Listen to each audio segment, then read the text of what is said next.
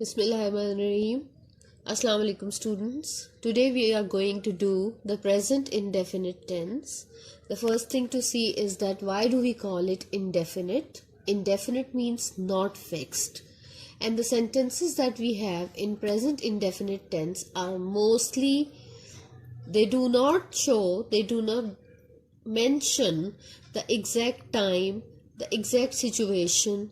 These sentences are like a routine. They show a routine or a habit. For example, the sentences in present indefinite tense are like this.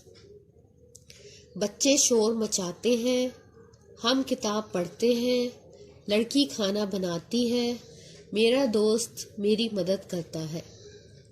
These are some examples of present indefinite sentences. One thing you must have observed in all these sentences, that all these sentences, they end in te hai, ti hai, ta hai. Hai shows present tense, and this te hai, ti hai, and ta hai, it shows the indefinite tense. Present indefinite tense, the sentences of present indefinite tense end in ta hai, ti hai, or te hai.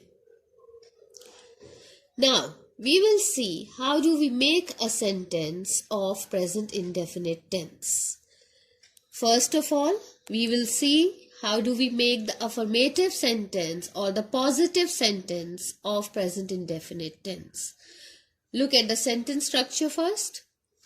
The sentence structure, first of all, we write the subject. What is a subject? Subject is the person who is performing something. वो जो कि कुछ काम कर रहा होता है उसे subject कहा जाता है. And if the subject is singular, अगर आप किसी एक इंसान की बात कर रहे होते हैं, if your subject is singular, you write the verb, the first form of verb, with S and ES. It means that S or ES is added to the first form of verb if your subject is singular.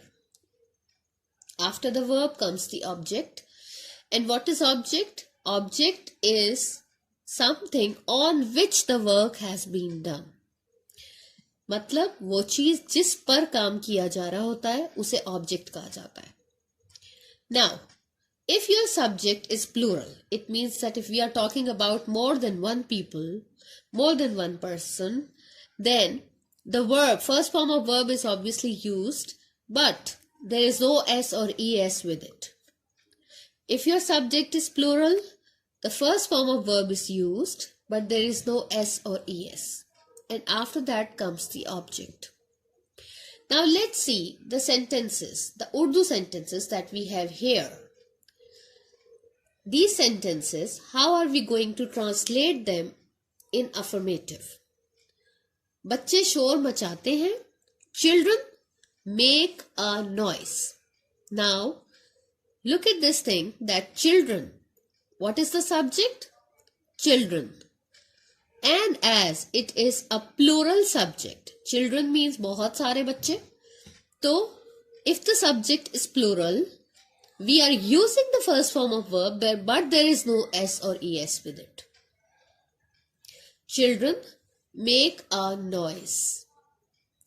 Now, we will see if the subject is singular. My friend is the subject, a singular subject. मेरा दोस्त मेरी मदद करता है.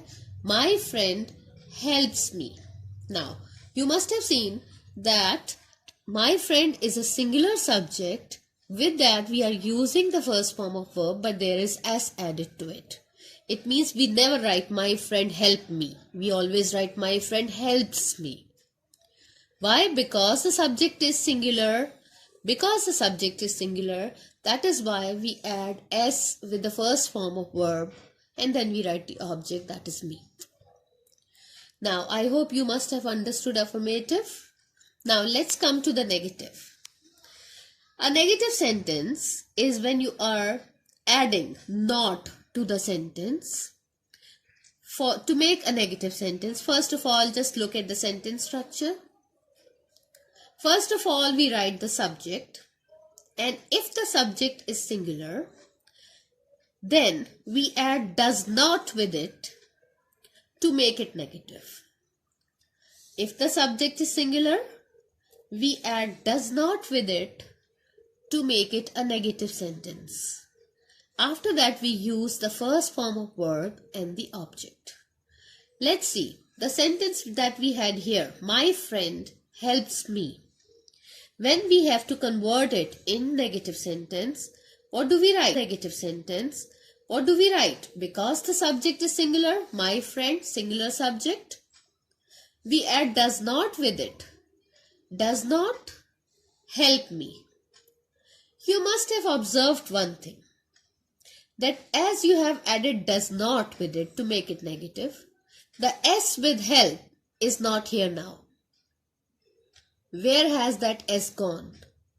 That S is actually added with do to make it does. So it means that if you have does in a sentence, that S or ES of the verb is not there, is not written there anymore. I hope it is clear to all of you. If the subject is singular, we add does not with it to make it a negative sentence, then the first form of verb and the object. In the affirmative sentences, we were writing S or ES with the verb when the subject was singular. When we are making it negative, we add does not with it. And when we add does not, there is no need to write S with the first form of verb anymore. Now, to make a negative sentence, if your subject is plural, if you are talking about more than one person, then we do not write does not, we write do not to make it a negative sentence. If the subject is plural, we write do not with it as a helping verb. Do not is the helping verb, and then we write the verb, the first form of verb and the object. For example, the sentence that we had, children make a noise, when we make it a negative, convert it into negative, it will be children do not make a noise. Because children is a plural subject, that is why we write do not with it and not does not. I hope you have understood the negative sentences. Let's come to the interrogative. What are interrogative sentences? The sentences that ask a question. The sentence in which a question is being asked is an interrogative sentence. In case of interrogative sentence, the sentence structure is that the helping verb, it is not only for this particular tense, I am talking about generally, that whenever we make an interrogative sentence, the helping verb, here the helping verb is do and does, it comes before the subject. Previously, in negative and affirmative, we were writing the helping verb after the subject. But when we are making it an interrogative sentence, the helping verb comes before the subject. After the helping verb comes the subject, then the verb, the first form of verb and the object. And make sure the sentence, an interrogative sentence, should end with a question mark. Without a question mark, an interrogative sentence is considered to be incomplete. Now, look at the same sentence. Children make a noise. Now, as we know that as children is a plural subject, so we will choose do with it. Do children make a noise? Question mark. Look at the other sentence. Does my friend help me? Question mark. For the other sentence, when the subject is singular, we choose does. Does my friend help me? Question mark. Now, in case of interrogative sentences, sometimes there is a question word also. If whenever we have a question word in the sentence would be like this. Just an example. मेरा दोस्त मेरी मदद क्यों करता है? What is the question word here? क्यों. क्यों? Why? Now, whenever we have a question word in the sentence, it comes in the beginning of the sentence. That means the first thing that we have to write is the question word here. After the question word, we choose the helping verb according to the subject. Now the subject, if the subject is singular, we choose does. If the subject is plural, we choose do.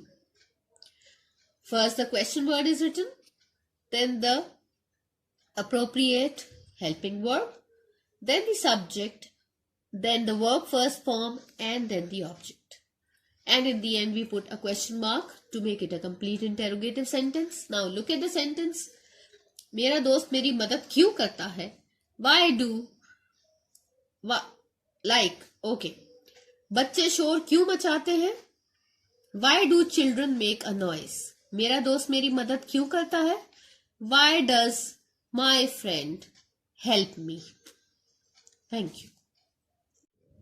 Now students, I hope you have understood the first the question word is written, then the appropriate helping verb, then the subject, then the verb first form, and then the object.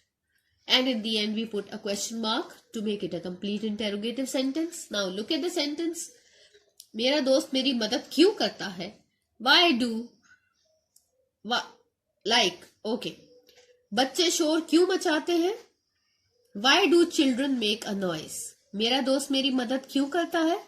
Why does my friend help me? Thank you. Now students, I hope you have understood the present indefinite tense. Now with the help of this description, you will solve the exercise that is given to you in your summer vacations work, in your rough copies. If you have any problem or any confusion, you may consult your workbooks or your textbook.